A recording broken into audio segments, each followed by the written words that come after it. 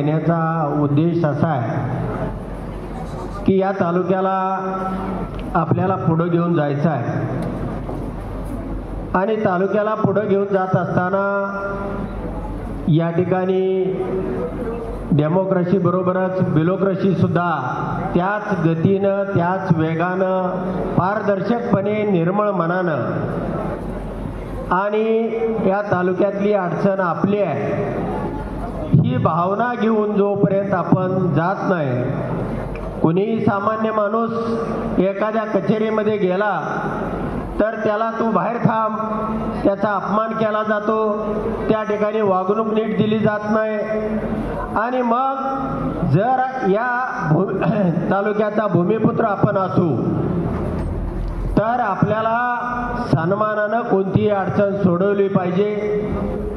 आपली अडचण हे सोडवण्यासाठीच अधिकारी असतात आणि त्यावेळेला अनेक लोकांवरती अनेक प्रकारचा अन्याय होतो आणि तो अन्याय या आमसभेच्या निमित्तानं आपल्याला या ठिकाणी वाट मोकळी करून द्यायची आहे. यामधून आपले प्रश्न सोडवायचे आहेत आणि प्रश्न सोडवत असताना त्याला कालमर्यादा, वेळेचं बंधन, तुमचे होणारे हेलपाटे, कितीतरी लोक असे मोजणी ऑफिस असेल, तहसील कचेरी असेल, घरातल्या भाकरी बांधून फेटेवाले असतील, अडाणी असतील, अशिक्षित असतील, असे 10-10 वर्ष 5-5 वर्ष त्या ठिकाणी बसतात. मोजणीवाला आज ह्यानं पैसे दिले की त्याच्या रानामध्ये क्षेत्र काढतो, त्यानं पैसे दिले की याच्या रानामध्ये, म्हणजे मोजणी ऑफिस हे भांडणं लावण्याचं, कोर्ट चालवण्याचं साधन आहे आणि कोर्ट जर कशावरती चालत असेल तर ते मोजणी ऑफिसवरती चालते असं माझं मत आहे. आणि मग जर एखाद्याला न्यायच मिळत नसेल, आयुष्याच्या आयुष्य या कोर्ट कचेऱ्या, मोजणी ऑफिस, तहसील यामध्येच जात असेल तर आपल्याला हे कुणी वाली आहे का नाही, याची दखल कोण घेणार आहे का नाही आणि आपल्याला न्याय मिळणार आहे का नाही, हा प्रश्न तुमच्या मनामध्ये सातत्यानं सतावतो. आणि म्हणूनच आपण या आमसभेचं आयोजन केलेलं आहे. अशीच आमसभा दर 6 महिन्याला या तालुक्यामध्ये होणार. आमसभा घेण्याचा उद्देश असा आहे की पाठीमागच्या आमसभेमध्ये जे ठरलेलं आहे त्या सगळ्याचा प्रत्येकाचा निपटारा झाला पाहिजे. मला येण्यासाठी थोडा वेळ झाला. यावर्षी वरुणराजानं कृपा केली, आपल्या सर्वांना आनंदित केलं. मे मध्येच पाऊस पडला आणि आपल्या सर्वांना हाय असं वाटलं. या तालुक्यामध्ये पाण्याची परिस्थिती अतिशय गंभीर आहे. पूर्वी आपल्याला 21 दिवसाला पाणी येत होतं, परंतु आपल्या सर्वांची क्षेत्र वाढली, आपल्याला जमीन कसण्याची क्षमता वाढली, पाईपलाईन आल्या आणि त्यामुळं आपल्या पाण्याची पाळी काही शेतकऱ्यांना 62 दिवस, काही शेतकऱ्यांना 58 दिवस आणि काही शेतकऱ्यांना 76 दिवसापर्यंत दुसरी पाळी, म्हणजे एवढ्या वेळामध्ये पीक आपलं राहू शकत नाही. अशा प्रकारची परिस्थिती तालुक्यामध्ये तयार झालेली आहे. आणि अशा तरी मी 15 दिवस अगोदर पाणी आणलं. चांगल्या पद्धतीनं प्रत्येक शेतकऱ्याला पाणी मिळालं पाहिजे ही भावना ठेवून आपण जवळजवळ 90% तालुक्याला चांगल्या पद्धतीनं पाणी दिलं. परंतु आपला तांदळवाडीसारखा भाग, त्या ठिकाणी कॅनॉल फुटल्यामुळं त्या शेतकऱ्यांना पाणी वेळेत मिळालं नाही. पण वरुणराजामुळं आपल्याला ती भरून निघाली. चांगला पाऊस पडला, मोठा पाऊस पडला, अपेक्षित नव्हतं. मी गेल्या 30-40 वर्षामध्ये अशा प्रकारचा चांगला पाऊस पाहिला नव्हता. पण त्याचबरोबर आपल्या नदीकाठच्या बांधवावरती, शेतकऱ्यावरती, गोरगरिबावरती आसमानी संकट आलं. धो धो मुसळधार पाऊस कोसळला आणि रात्रभर त्या ठिकाणी कुरबावीमधील ढवळेची कुटुंब असतील पाण्याने वेढा दिला. NDFRचे जवान त्या ठिकाणी बोलवावे लागले. तहसीलदार रात्रभर त्या ठिकाणी होते, प्रांताधिकारी समन्वय ठेवून होते, पोलीस अधिकारी होते आणि सुदैवानं त्यामध्ये त्या कुटुंबाला वाचवण्यामध्ये आपल्याला यश आलं. त्याचबरोबर पाक आपल्या संगम बाबळगावपर्यंत अनेक कुटुंबाचे संसार या पाण्यामध्ये वाहून गेले. तेल, मीठ, तिखट अशा जीवनावश्यक वस्तूसुद्धा वाहून गेल्या. त्यामुळे सकाळी 6 वाजल्यापासून मी कळबोली, एकशिव या सगळ्या कुरबावी या भागामध्ये होतो. तिथून यायला वेळ लागला, त्यामुळं आपली आमसभा थोडीशी उशिरा सुरू झाली. त्याबद्दल मी तुम्हा सर्वांची पहिल्यांदा क्षमा मागतो. ही आमसभा आपण कशासाठी घेतोय? या आमसभेचा उद्देश हा सफल झाला पाहिजे. त्यातून आपल्याला घराकडे जात असताना आनंद आपल्या चेहऱ्यावरती, आपल्याला समाधान असलं पाहिजे. या तालुक्यामध्ये हा तालुका विस्तारानं मोठा आहे. या ठिकाणी आपल्याबरोबर सहआमदार अभिजित पाटलांची काही गावं आहेत. या ठिकाणी आदरणीय विजयदादा आहेत. गेली अनेक वर्षे या तालुक्याचं त्यांनी नेतृत्व केलेलं आहे. विधान परिषदेवरती रणजितदादा आहेत आणि माजी आमदार रुपनवरप्पा आहेत आणि सगळ्या प्रकारचे अधिकारी या ठिकाणी उपस्थित आहेत. प्रांताधिकारी आणि DYSP त्यांना पालखीची महाराजांची मीटिंग कलेक्टर साहेब पंढरपूरमध्ये आहे. तरी कलेक्टर साहेबांनी सांगितलंय त्यांना 1 वाजेपर्यंत इथं प्रांताधिकारी, कारण त्यांचेही काय प्रश्न, DYSP त्यांचेही काय प्रश्न, त्यांचे जास्त प्रश्न आहेत, त्यांनाही 1 वाजेपर्यंत या ठिकाणी 1 तास अर्ध्या तासामध्ये पोहोचतील. बाकीचे सगळ्या खात्याचे अधिकारी माझ्या माहितीप्रमाणे आलेले आहेत. कोण आला नसेल आणि योग्य कारण नसेल तर त्यांच्यावरती ही आमसभा कारवाई करेल आणि त्यांना कुणाला यामध्ये रिलीफ मिळणार नाही. काम करत असताना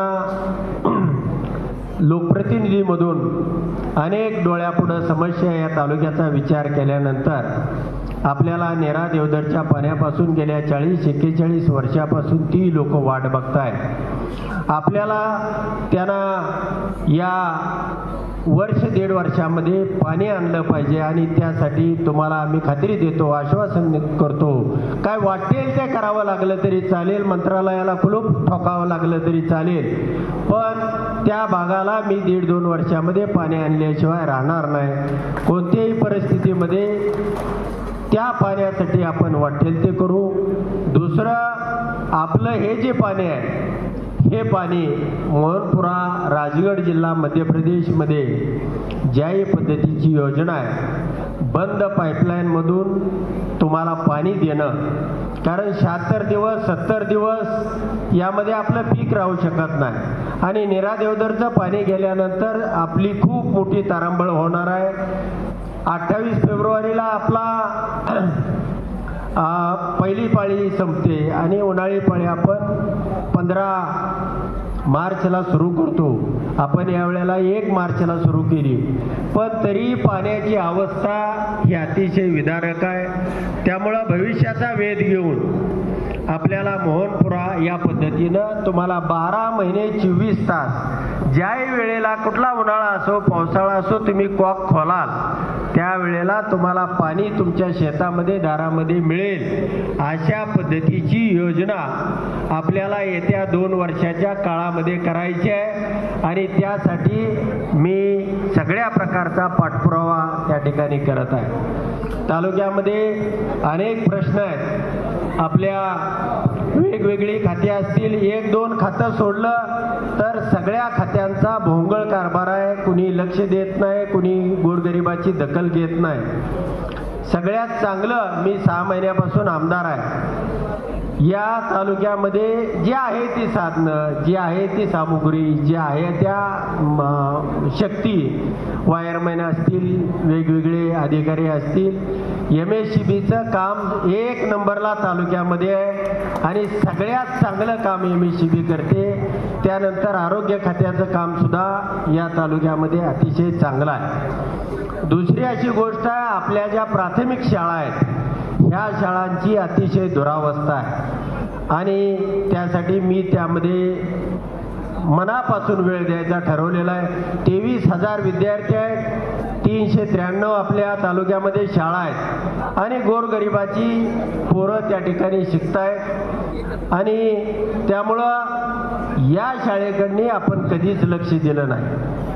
आपले बऱ्यापैकी मध्यम वर्ग असेल, श्रीमंत वर्ग असेल तर आपली मुलं आपण खर्चिक शाळेमध्ये पाठवतो, परंतु ह्या गोरगरिबांचंही कुणीतरी वाटून घेतलं पाहिजे. म्हणून मी माझ्या फंडातून प्रत्येक शाळेला 2 लाख रुपयाप्रमाणे प्रोजेक्टर आणि सगळं साहित्य 100 शाळा काढलेल्या आहेत ज्यांचा पट 100पेक्षा अधिक आहे. त्या शाळेसाठी या ठिकाणी महामुनी मॅडम आहेत, आता त्यांच्याकडं गशीचा कारभार आहे. तर आपल्याला सुद्धा गावगाड्यामध्ये, तुम्ही गावगाड्यातले प्रमुख पुढारी आहात, आपला सुद्धा सहभाग त्यामध्ये असला पाहिजे आणि आपण सुद्धा या प्राथमिक शाळा जपल्या पाहिजेत. या मुलांच्या शिक्षणाचं त्या आईवडिलाला काय कळत नाही, तो दगड फोडायला जातो, विटकाम करायला जातो, खांदायला जातो, मजुरीनं जातो, आपला पोरगा शाळेमध्ये पाठवलं म्हणजे आपलं काम झालं, अशा पद्धतीची भावना तो कधी गुरुजीला येऊन म्हणत नाही माझ्या पोराला साहेब करा, माझ्या पोराला असं शिकवा. आणि म्हणून या शाळा चांगल्या करण्यासाठी प्रत्येक शाळेला मी 2 लाख रुपयाप्रमाणे 100 शाळेला 2 कोटी रुपयाची त्या ठिकाणी भरीव अशी म्हणजे सुरुवात करायची आहे आपल्याला आणि चांगल्या पद्धतीनं शाळा गावातल्याही लोकांना आपण विश्वासात घेऊ. इथं चांगले काही शिक्षक आहेत, जवळजवळ 300-350 शिक्षक म्हणजे 25% शिक्षक हे मेरिटमध्ये आहेत, ते स्पर्धा परीक्षा तोडून बाहेर आलेले आहेत आणि अशा गुणवंत ज्ञानवंत शिक्षकांचा लाभ या खाजगी शाळेपेक्षा चांगल्या शिक्षकांचा आपण करून घेतला पाहिजे. त्यांना विश्वासामध्ये घेतलं पाहिजे, त्याच्या मनामध्ये भरलं पाहिजे. आपण पाहतो कधीतरी व्हिडिओवरती येतो एखादा शिक्षक या शाळेमधून बदली होऊन चालला तर गावच्या गाव रडतंय, मुलं रडतायत, आपलं सुद्धा डोळं भरून येतं, मन भरून येतं की या शिक्षकाने एवढं काय केलं. त्याच पद्धतीच्या शिक्षकांना त्यांच्यामध्ये काही कमी आहे असं नाही, परंतु आपण त्यांना कधी जिव्हाळा लावला नाही, त्यांच्यामधलं ज्ञान आपण बाहेर काढण्याचा प्रयत्न केला नाही. त्यासाठी आपल्याला हे करायचं आहे. आरोग्याच्या बाबतीमध्ये सुद्धा तालुक्यामध्ये अकलूजला आपला ट्रामा सेंटर मंजूर आहे 100 बेडचं, परंतु तिथं जागा नाही. माळशिरससारख्या ठिकाणी या ठिकाणी ट्रामा सेंटर आपण हायवेवरती अनेक जागा इथे शासकीय शिल्लक आहेत, तहसील कचेरीच्या मागची जागा शिल्लक आहे. अशा ठिकाणी आपण सगळ्या म्हणजे MRI पासून सगळ्या प्रकारच्या सुविधा मिळतील ते काम सुद्धा आपण अंतिम टप्प्यामध्ये आणलेलं आहे आणि असं आधुनिक की तुम्हाला कोणताही रक्त लघवी नाहीतर वेगवेगळे डॉक्टर आपली खूप पिळवणूक करतात, खूप खर्चिक होतं, ते सुद्धा आपला करण्याचा त्या ठिकाणी प्रयत्न आहे. हे आपल्याला तहसील कचेरीच्या ज्या अडचणी आहेत, सगळ्यात रस्त्यांच्या अडचणी आहेत, निराधारांच्या अडचणी आहेत, गोरगरिबांच्या रेशन कार्डचा अडचण आहे. कधीतरी दवाखान्यामध्ये असं अर्जंट रेशन कार्डामध्ये त्या लहान मुलाचं नाव नसतं आणि कचेरीमध्ये कुणी त्याची दाद घेत नाही. तर लोकाभिमुख ह्या सगळ्या यंत्रणा झाल्या पाहिजेत. या उद्देशानं तुम्हा सगळ्यांना एकत्र बोलवलेलं आहे. तुमच्या कामाचा निपटारा व्हावा, गावगाड्यामध्ये तुम्हाला सुसज्ज व्हावं. या तालुक्यामधली ही यंत्रणा आहे, ही वेगवेगळ्या दिशेनं वेगवेगळ्या पद्धतीनं अनेक लोक नेण्याचा प्रयत्न करतायत, परंतु ही यंत्रणा लोकांच्या भल्यासाठी, लोकांच्या चांगल्यासाठी मी कधी माझ्या आयुष्यामध्ये अधिकाऱ्यांना याचं काम अडवा किंवा इथं पोलीस अधिकारी आहेत याच्यावरती गुन्हा दाखल करा, याला असं पिळा, त्याला असा पट्टा मारा, माझ्या आयुष्यामध्ये मी कधीही सांगितलं नाही.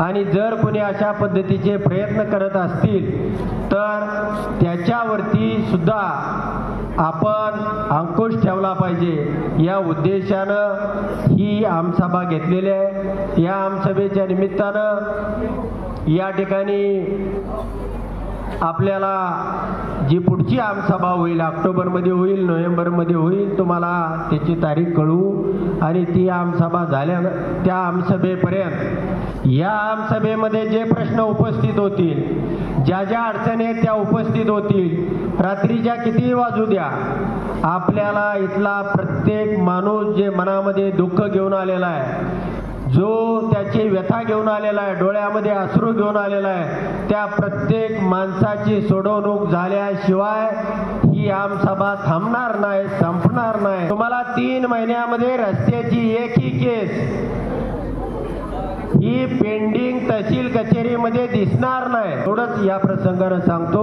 आपण एवढ्या भव्य संख्येनं, एवढ्या ताकदीनं या आमसभेसाठी आलात, एक तालुक्यातली शक्ती या ठिकाणी दाखवलीत, त्याबद्दल आपल्या सर्वांचं मी मनापासून आभार मानतो.